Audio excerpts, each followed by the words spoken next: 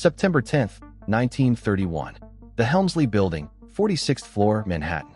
3:45 p.m. Salvatore Maranzano adjusted his tie and looked out at the city he now controlled. At 54 years old, he had just won the bloodiest war in American organized crime history. The Castellammarese War was over. Joe the Boss Masuria was dead. And Maranzano had declared himself boss of all bosses, capo di tutti capi, the supreme ruler of every Italian crime family in America. He was planning a victory dinner for that evening. Expensive wine, the finest cuts of meat, a celebration of his new empire. He never got to eat it. If you're enjoying this deep dive into the story, hit the subscribe button and let us know in the comments from where in the world you are watching from today. At 4:30 p.m., 4 men in suits and badges walked into his office.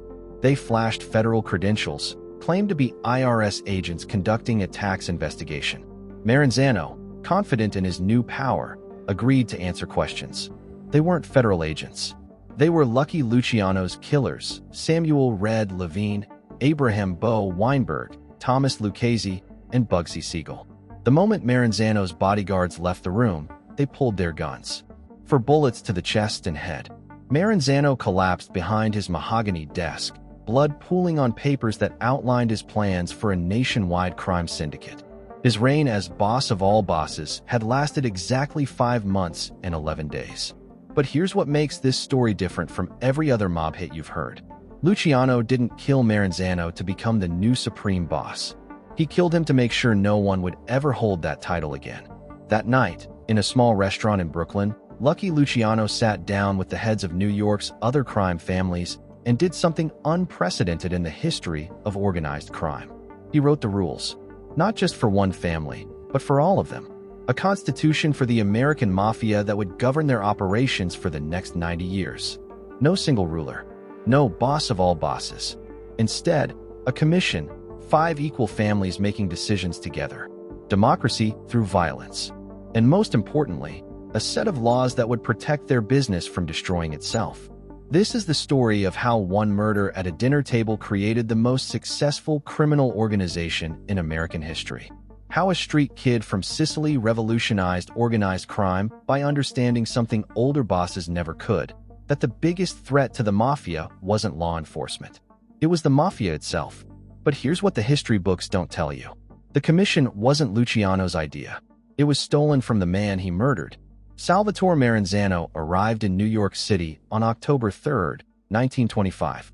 He was 48 years old, carrying a fake passport and $50,000 in cash sewn into his jacket. But unlike most Sicilian immigrants, Maranzano wasn't running from poverty. He was running from success. In Sicily, Maranzano had been a capo mafia, a regional crime boss, controlling olive oil smuggling and land extortion in the province of Castellamare del Golfo. He was educated, spoke multiple languages, and had studied for the priesthood before choosing a different path. He understood both violence and diplomacy, which made him dangerous in ways most American gangsters couldn't comprehend. Maranzano came to America for one reason. Prohibition had created the greatest criminal opportunity in history, and the American mafia was too stupid to exploit it properly. In 1925, organized crime in New York was chaos. Multiple families fought over territory with no coordination, no rules, no long-term strategy. They killed each other as often as they killed outsiders. Maranzano saw this and recognized what business schools would later call market inefficiency. The demand for illegal alcohol was enormous. The supply networks were fragmented. Competition was wasteful. What the business needed was consolidation and professional management. Joe Masuria controlled the largest crime family in New York, but Maranzano saw him as everything wrong with American organized crime. Masuria was brutal but not strategic. He ruled through fear but had no vision beyond immediate profit. He was, in Maranzano's view, a barbarian playing at being a businessman. Maranzano started building his own family by recruiting from recent Sicilian immigrants, men who understood the old ways but were hungry for American opportunities. Unlike Masuria's crew, which operated like a street gang, Maranzano structured his organization like a corporation. He created formal ranks, soldiers, capo regimes, underbosses. He established territories and assigned specific revenue streams to specific crews. He demanded weekly financial reports. He prohibited unauthorized violence. Most importantly, he started planning for the future. By 1928, Maranzano's family was generating over $2 million annually from bootlegging, numbers running, and protection rackets. They operated with military discipline. When Maranzano gave an order, it was followed without question. When disputes arose, they were settled through formal hearings, not street shootouts. But Maranzano wasn't content to run one family. He wanted to reorganize all of them. In 1929, he approached the heads of New York's other crime families with a proposition. Instead of fighting each other for scraps, why not coordinate? Divide the city into territories. Establish rules for settling disputes. Create a structure that would maximize everyone's profits while minimizing law enforcement attention. The proposal was revolutionary. For centuries, Sicilian crime families had been insular, suspicious, constantly at war. Maranzano was suggesting something unprecedented: cooperation. Joe Masuria rejected it immediately. He saw Maranzano's proposal as a threat to his dominance. If families started cooperating as equals, Masuria would lose his position as the most powerful boss in New York. So in early 1930, he made a decision that would destroy everything. Masuria declared war on Maranzano. The Castellammarese War began with a botched restaurant shooting and escalated into the bloodiest conflict in American organized crime history. Between February 1930 and April 1931, over 60 mobsters were killed. Bodies dropped in the streets. Restaurants became battlefields. Federal agents couldn't keep track of the corpses. What most people don't understand about this war is that it wasn't just about territory or money. It was about the future of organized crime in America. Masuria represented the old way: chaotic, brutal, short-sighted. Maranzano represented something new: organized, strategic, sustainable. The conflict split every crime family in New York. You were either with Masuria or with Maranzano. Neutrality wasn't an option. Families that had cooperated for decades suddenly found themselves shooting at each other in the streets. Charles Lucky Luciano found himself caught in the middle. Luciano was a rising star in Masuria's organization, but he was also smart enough to see that Masuria was losing. Worse, he could see that even if Masuria won, the war was destroying the very business they were fighting over. Luciano was born Salvatore Lucania in Sicily in 1897. His family immigrated to New York when he was 9 years old. By age 14, he was running protection rackets in the Lower East Side. By 20, he was working for Joe Masuria. By 30, he was one of Masuria's most trusted lieutenants. But Luciano was different from the older generation of mobsters. He had grown up in America. He understood American business methods, American police corruption, American political systems. He also understood something that both Masuria and Maranzano missed: the war was making all of them poor. While the bosses fought their philosophical battle, bootlegging profits were disappearing. Customers were scared away by the violence. Police attention was intensifying. Rival gangs, Irish, Jewish, Polish, were moving into territories the Italians had abandoned to fight each other. In late 1930, Luciano made a decision that would define his entire career. He started playing both sides. Publicly, Luciano remained loyal to Masuria. He attended war councils, carried out orders, maintained his position in the family hierarchy. Privately, he began reaching out to Maranzano's organization through intermediaries. The message was simple: this war is destroying everyone. There has to be a better way. Maranzano was intrigued. He had been watching Luciano for months and was impressed by his intelligence and pragmatism. Unlike Masuria, who saw compromise as weakness, Maranzano understood that the most successful wars end with negotiations, not total victory. Throughout 1930, Luciano served as an unofficial channel of communication between the two sides.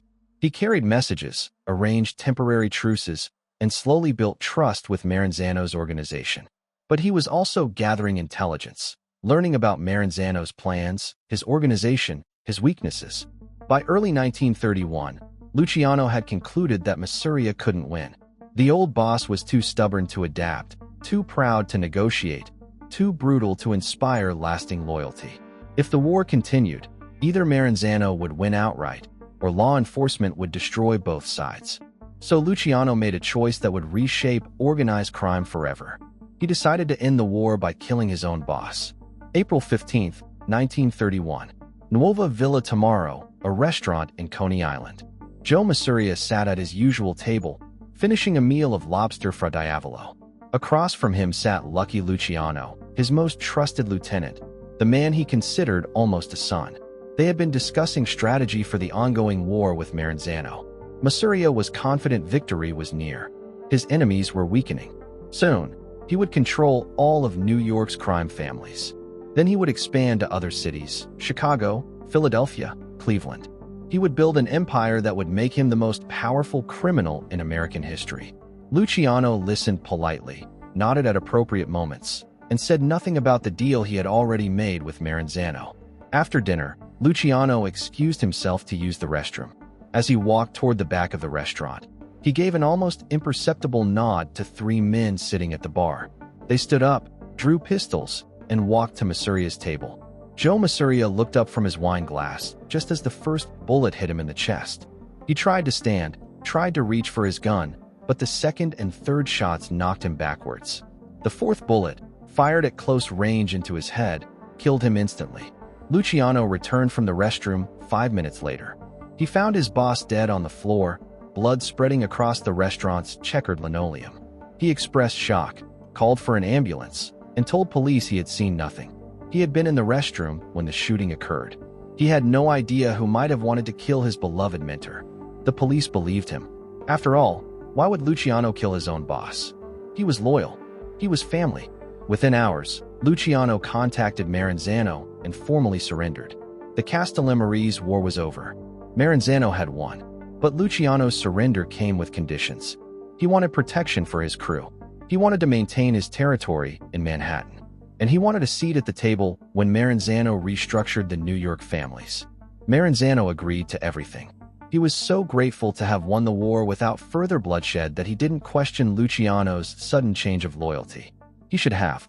On May 23, 1931, Salvatore Maranzano held a meeting at a Bronx social club that would reshape organized crime forever. Every major Italian gangster in New York was required to attend. Over 500 men packed into a hall meant for half that number. Maranzano stood at a podium like a corporate executive addressing shareholders. He announced the end of the Castellammarese War and outlined his vision for the future. No more chaos. No more unauthorized violence. No more wasteful competition. Instead, he was creating a new structure based on the ancient Sicilian mafia model, but adapted for American business realities. 5 major crime families would control New York, each with defined territories and revenue streams. The Luciano family, controlling Manhattan and parts of Brooklyn. The Mangano family, controlling Brooklyn and Staten Island.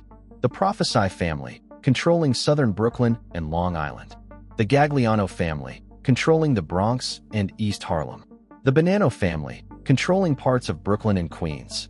Each family would have a clear hierarchy: boss, underboss, consigliere, captains, soldiers. Disputes between families would be resolved through formal hearings, not street wars. All major decisions would require approval from a central authority, Maranzano himself, as boss of all bosses. But Maranzano's vision went beyond New York. He was already in contact with crime bosses in Chicago, Detroit, Philadelphia, and other cities. His plan was to create a national commission that would coordinate organized crime activities across the entire United States. It was brilliant. It was comprehensive. And it was exactly what Lucky Luciano had been waiting for. Luciano listened to Maranzano's speech with apparent admiration. He applauded enthusiastically when Maranzano announced his appointment as head of the largest family. He pledged his loyalty publicly and privately assured other bosses that the new structure would benefit everyone. But in private meetings with his most trusted associates, Vito Genovese, Frank Costello, Joe Adonis, Luciano was planning Maranzano's assassination. The problem wasn't Maranzano's organizational structure. Luciano actually thought the 5-family system was genius. The problem was Maranzano himself. Despite his modern business methods, Maranzano was fundamentally an old-world Sicilian. He believed in absolute hierarchy, unquestioned authority, traditional honor codes. In his vision, the other bosses weren't partners, they were subordinates. And subordinates who grew too powerful or too independent would eventually be eliminated. Luciano understood this because he had been studying Maranzano for over a year. During the war, while serving as an intermediary, he had learned how Maranzano operated. The man was brilliant but paranoid, collaborative but controlling. He would create a magnificent organizational structure, then destroy it by demanding absolute personal loyalty. More importantly, Luciano realized that Maranzano was already planning to eliminate potential rivals. Through his network of informants, Luciano learned that Maranzano had compiled a list of younger bosses who might challenge his authority in the future. Luciano's name was at the top of the list, so Luciano decided to strike first. If you find this story engaging, please take a moment to subscribe and enable notifications. It helps us continue producing in-depth content like this. Planning Maranzano's murder required surgical precision. The man was paranoid, well-protected, and surrounded by loyal bodyguards.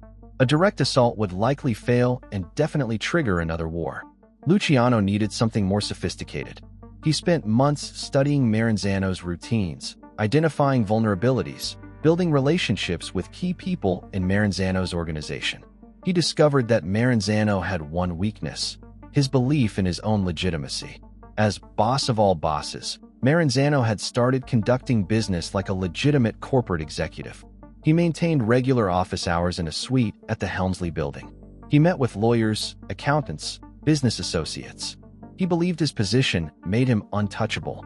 Luciano decided to use that confidence against him. On September 10, 1931, Luciano's associates called Maranzano's office claiming to be federal agents conducting a tax investigation. They requested an immediate meeting to discuss irregularities in his business filings. Maranzano, confident in his legal protection and curious about potential problems, agreed to see them that afternoon. The four federal agents who entered Maranzano's office were actually professional killers recruited from outside the Italian families. Luciano had learned from previous mob wars that using outsiders eliminated the risk of family loyalty complications. Jewish and Irish gangsters had no emotional attachment to Sicilian honor codes. The assassination itself was swift and professional. Maranzano was shot 4 times and stabbed 6 times to ensure death. His bodyguards were in the outer office when it happened. By the time they broke down the door, the killers were gone. But murdering Maranzano was only half of Luciano's plan. The other half was preventing the chaos that typically followed the death of a major boss. Within hours of Maranzano's death, Luciano sent messages to the heads of every crime family in New York, calling for an emergency meeting. Not to announce his takeover, but to propose something unprecedented. That night, in a small restaurant in Brooklyn, Luciano sat down with Vincent Mangano, Joe Prophesy, Gaetano Gagliano, and Joseph Bonanno, the other 4 family heads. What he proposed would reshape organized crime forever. Instead of fighting over who would replace Maranzano as boss of all bosses, why not eliminate that position entirely? Instead of one man ruling over everyone, why not create a commission where all 5 bosses had equal votes? Luciano had spent months thinking about this structure. He understood that the boss of all bosses concept was inherently unstable. It concentrated too much power in one person, creating inevitable jealousy and rebellion. It also made the entire organization vulnerable to law enforcement. Kill or arrest one man, and the whole structure collapses. But a commission of equals would be much stronger. No single point of failure. Decisions made by consensus. Disputes resolved democratically rather than through violence. The other bosses were initially skeptical. In traditional Sicilian culture, hierarchy was sacred. The idea of equals making decisions together seemed almost heretical. But Luciano was persuasive. He pointed out that the commission wouldn't eliminate hierarchy within families. Each boss would still rule absolutely within his own territory. It would only govern relationships between families. More importantly, he offered something none of them could resist: security. Under the commission system, no boss would have to worry about being eliminated by a superior. They would be partners, not subordinates. After hours of discussion, the 5 men agreed. They would create the commission, a ruling body consisting of the 5 New York family heads, with the power to authorize hits, resolve disputes, and coordinate major criminal enterprises. But they also needed rules to govern their operations. And this is where Luciano proved his genius. The rules that Lucky Luciano created that night in September 1931 would govern American organized crime for the next 90 years. They were simple, practical, and designed to prevent the kind of self-destructive wars that had nearly destroyed the Mafia during Prohibition. Rule 1. No killing without commission approval. This was the most important rule. Under the old system, bosses could order hits on anyone, including members of other families. This led to endless cycles of revenge and retaliation. Under the new system, any hit involving someone outside your own family required a majority vote from the commission. This rule immediately reduced violence by about 80%. Instead of shooting first and explaining later, bosses now had to build consensus. They had to present evidence, make arguments, convince their peers that a murder was necessary. Rule 2. No killing law enforcement officers. Luciano understood something that older bosses didn't. Killing cops brought more heat than it was worth. Every dead policeman triggered massive investigations, newspaper coverage, political pressure. It was bad for business. Under the new rules, any family that killed a cop would face punishment from the commission. This rule was so effective that between 1931 and 1960, virtually no law enforcement officers were killed by organized crime families in New York. Rule 3. No killing innocent civilians. Similar logic. Dead civilians attracted attention and sympathy. They made the Mafia look like random killers rather than disciplined businessmen. The commission wanted to project an image of professionalism, not chaos. Rule 4. No drug dealing. This rule wouldn't last, but in 1931, Luciano believed narcotics were too dangerous to the organization's long-term survival. Drugs attracted federal attention, corrupted discipline, and created unpredictable addicts who couldn't be trusted. Rule 5. Majority rule on all major decisions.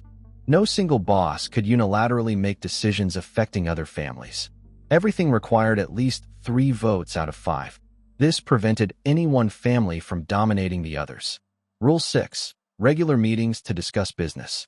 The commission would meet monthly to coordinate activities, resolve disputes, and share intelligence. This institutionalized cooperation in a way that had never existed before.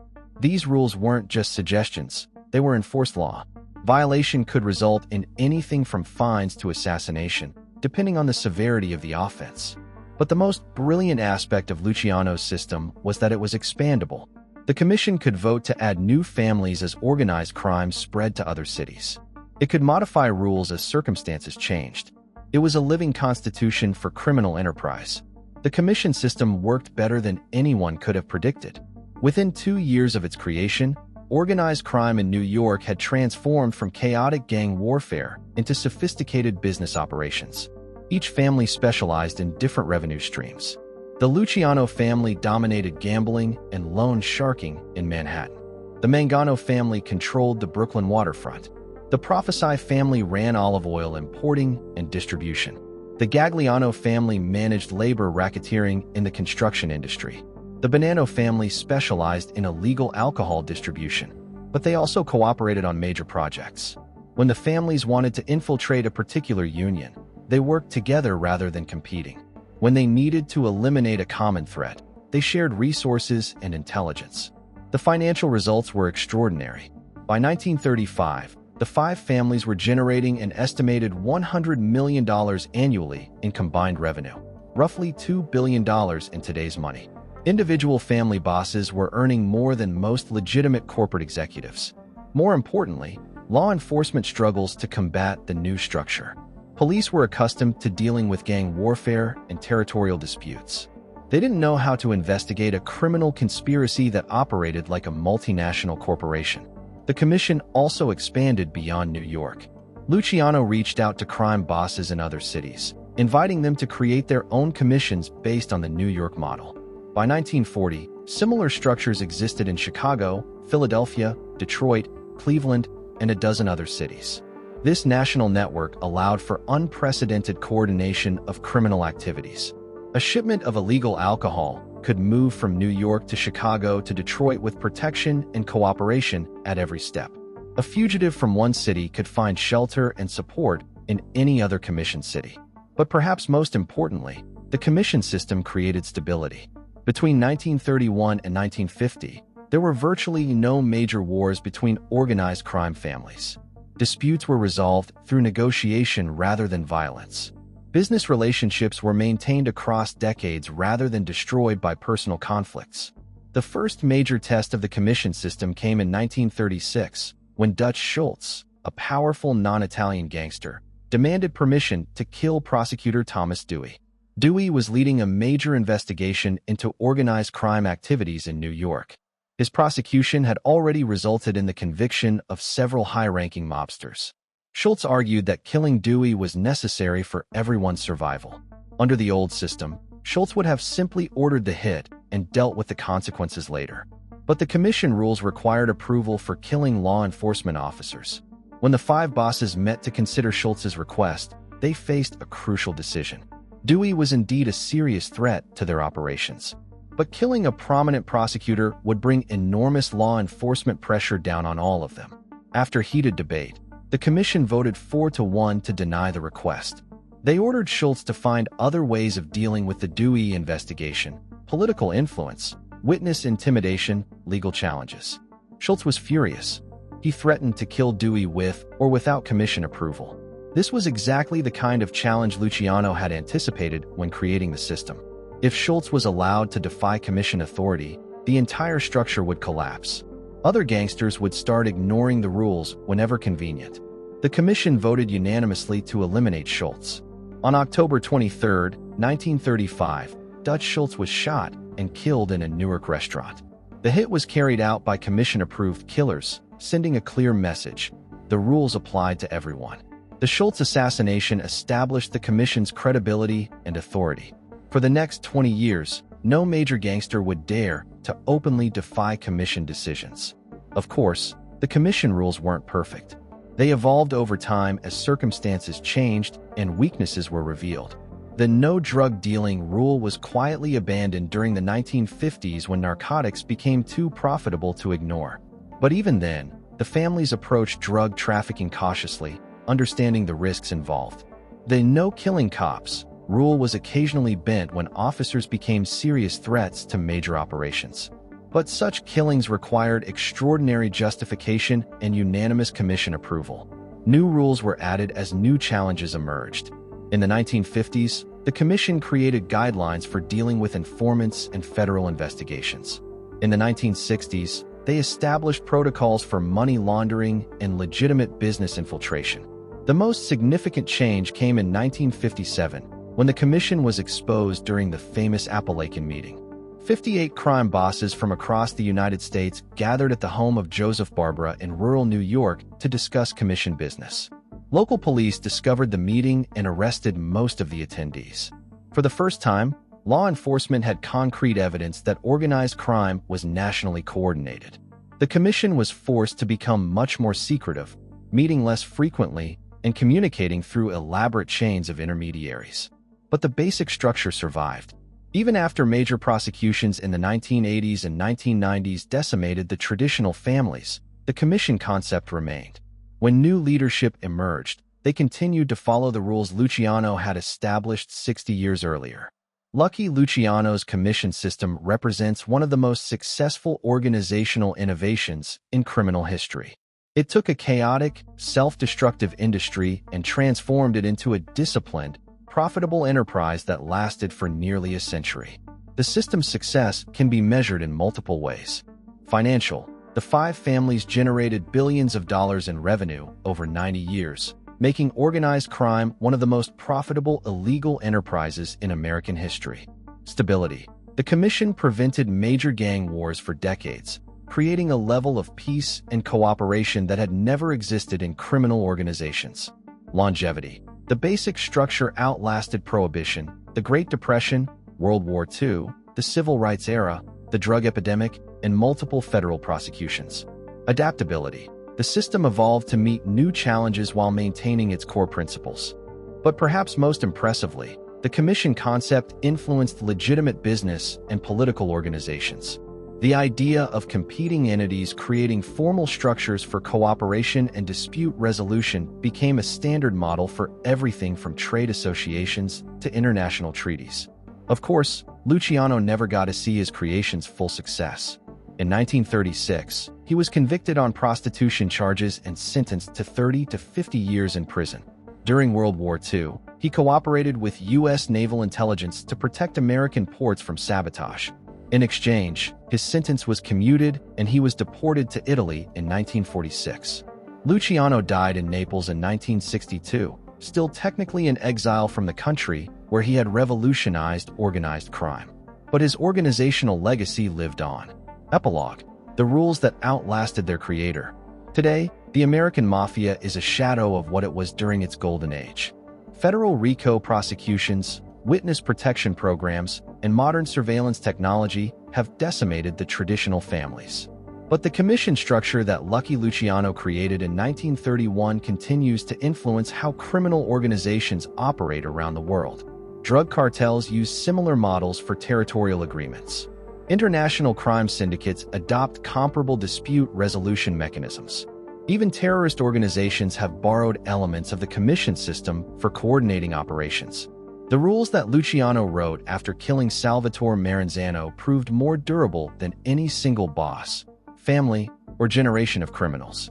They represented something unprecedented in criminal history: the transformation of crime from art to science, from chaos to system, from violence to business.